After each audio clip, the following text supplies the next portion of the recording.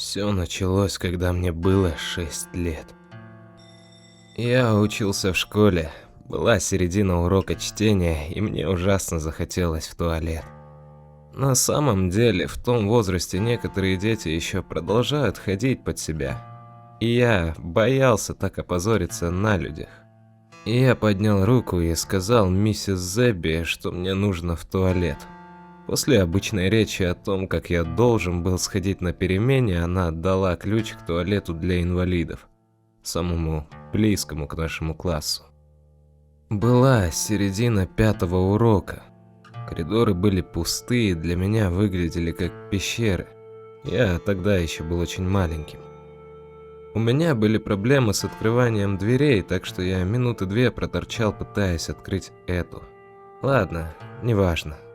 Когда я сел на свой фарфоровый трон, то услышал стук в дверь.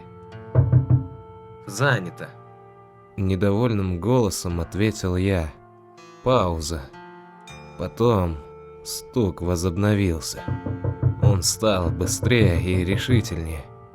«Да подожди ты!» Стук замедлился, и голос ответил. «Пусти меня. Мне нужно войти внутрь». Тон говорящего был тонким и пронзительным.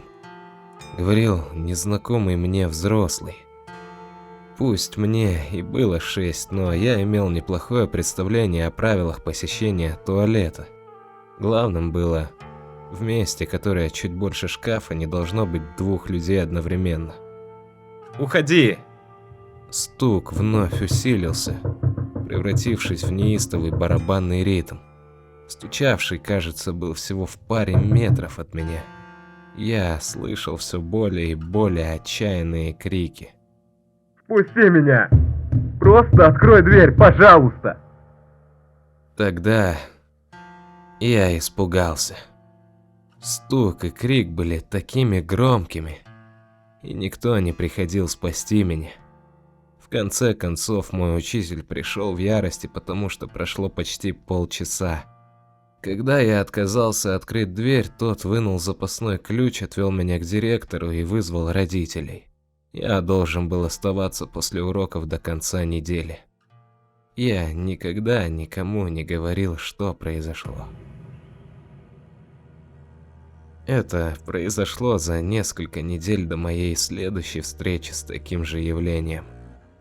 Я только что отпраздновал свой 7-й день рождения, и моя семья устроила барбекю. Стоял великолепный солнечный день, но как только мы установили все на заднем дворе, уголь отказался гореть. Мой отец попросил меня пойти и взять разжигатель огня из сарая в палисаднике. Внутри было довольно тесно. Я не совсем туда помещался, так что просто открыл сарай, встал на цыпочки, чтобы достать до цели, а потом закрыл дверь. Стоило мне повернуться, изнутри раздался неистовый стук. «Открой! Мне нужно пройти!» Это был уже другой голос, более глубокий, более задумчивый и злой. Я ничего не сказал и отошел. Я понятия не имел, что происходит, но был напуган. Тогда кулак опять ударил в дерево с очередным бумом. И я опять услышал голос. «Маленький ублюдок, я тебе зубы нахуй повырываю! Пусти меня!» Я побежал обратно на праздник и провел остаток дня, оглядываясь через плечо. Как вы уже догадались, таких голосов было много. Я насчитал по меньшей мере 30. Я слышал их почти каждый месяц. Все умоляли открыть дверь. В основном это случалось сразу после ее закрытия, как будто эти странные существа следовали за мной. Я никогда никому ничего не говорил, но, честно говоря, я просто привык к голосам. Они всегда заставляли меня подпрыгивать. Некоторые даже смущали. Но я знал, что пока я не открывал дверь, то был в безопасности. К некоторым голосам я привык настолько, что даже давал им имена. Был один, который всегда появлялся у двери дома. У нас было матовое стекло, и можно было разглядеть силуэт мужчины среднего размера в какой-то кепке. Он всегда молчал, но иногда засовывал в почтовый ящик конверты с пустыми бумагами. Я звал его почтальоном. Этот был одним из самых жутких. Если я пытался поговорить с ним, существо резко поднимало голову вверх, а потом начинало стучать. Я вообще решил не обращать внимания на почтальона. Прошло 20 лет. Я сохранил столько нормальности, сколько возможно. У меня было много друзей и даже кое-какие отношения с девушкой, с которой я встречался в прошлом году. Неплохо для парня, который просыпается в середине ночи и внимательно слушает, не стучаться ли в дверь. Да, мои друзья считали меня странным выпендрежником, но мирились с этим. Они отличные парни. Я буду скучать по ним. Понимаете, вещи начали становиться страннее. Вернее, страннее, чем обычно. 3 недели назад я проснулся в слезах и в холодном поту, хотя сам не знаю почему. Насколько я помню, сон был нормальным, когда над всем резко нависла огромная тень. Буквально после того, как я второй раз открыл глаза, ко мне в спальню постучались. Но ненормально. Это был поистине безумный стук. Кто там? Закричал я. Пожалуйста, помоги нам. Ответил некто. Я удивился. Это был садистский, сердитый голос, как на том моем дне рождения. Но он оказался по-настоящему искренним. Чувствовался даже отголосок боли, словно говорящий был тяжело ранен. Я на самом деле хотел встать, но я колебался. Меня никогда раньше не искушали таким образом. Всего лишь на открытие двери. Я был как ребенок. У меня в голове застряло одно. Что бы за дверью ни находилось, этому должно быть разумное объяснение. Честно говоря, я в то утро был очень близок к открытию двери, но в конце концов удержался. Стало еще хуже. Всего через 2 дня я зашел в местный магазинчик. Я только что заплатил за бутылку молока и газету, когда сильно ударился о дверь. Одновременно откуда-то вырвался крик, длинный, плачущий визг боли. Я повернулся лицом к двери, но на стекле было расклеено столько рекламных бумажек, что я разглядел лишь женщину, стучавшую по стеклу ладонями. Продавец посмотрел на меня, как на сумасшедшего.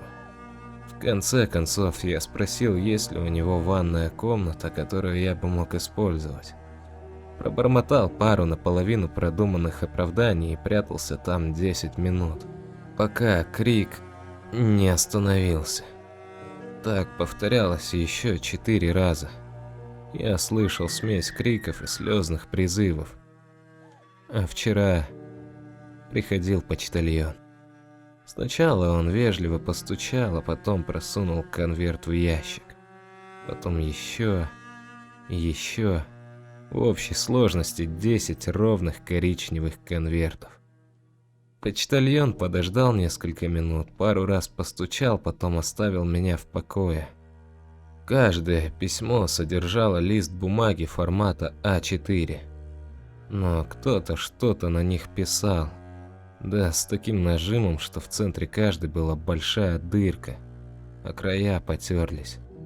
Я сунул их обратно в конверты и попытался выбросить все это из головы. Ночью кто-то яростно стучался в дверь моей спальни. Впрочем, это был ни крик, ни вой, ни рев, просто плач. Десятки и десятки голосов тихо всхлипывали. Еще один удар в дверь. Штукатурка посыпалась со стен на ковер. До сих пор никто ничего не просил, а лишь плакал. Я вскочил со стула. В углу двери появилась паутина из трещин. Мой телефон зазвонил, и я услышал резкий стук в оконное стекло. Я снял трубку, но на другом конце услышал еще больше плачущих голосов. Даже не рыдающих. Больше походило на рев от ужаса и тоски. Я повесил трубку, но звон продолжался, так что я отключил телефон. Почти всю свою мебель я подтолкнул к двери и окну. Прошло 3 часа с начала стука, который, кстати, не ослабевает, как и плач. Я абсолютно уверен, моя дверь долго не протянет. Что касается моей недобаррикады, ее можно разбросать за пару минут. Думаю, я столкнулся со вполне реальной возможностью смерти, поэтому я на всякий случай пишу эти своего рода мемуары. Чего они хотят? Может, они и не хотят причинить мне боль. Раньше они казались бесстрашными, даже несущими угрозу. Зачем они это делают? Может быть, стоит и открыть. Может быть, стоит впустить их. Наступила тишина. Я понял, что даже плач прекратился. Я сидел в течение целой минуты, потом встал и поспешил к двери, желая избежать клаустрофобии. Может быть, я смогу выйти на улицу, бежать подальше от этой двери и от проклятого стука. Я разобрал баррикаду и повернул ручку. Заперто. Опустившись на колени, я заглянул в замочную скважину. За моей спальней не было привычного коридора, а другая комната, своего рода библиотека или класс. Казалось, там никого нет, кроме одного ребенка, который сидел ко мне спиной и читал. Я постучался в дверь. Эй, парень, впусти меня, ладно? Он оглянулся. Да, я здесь. Можешь открыть эту дверь, пожалуйста? Я не могу. Я наказан. Мне нельзя ни с кем говорить. Уходи. Он отвернулся от меня. Поставленный в тупик и раздраженный, я начал вставать. Громкий бам еще раз нарушил тишину.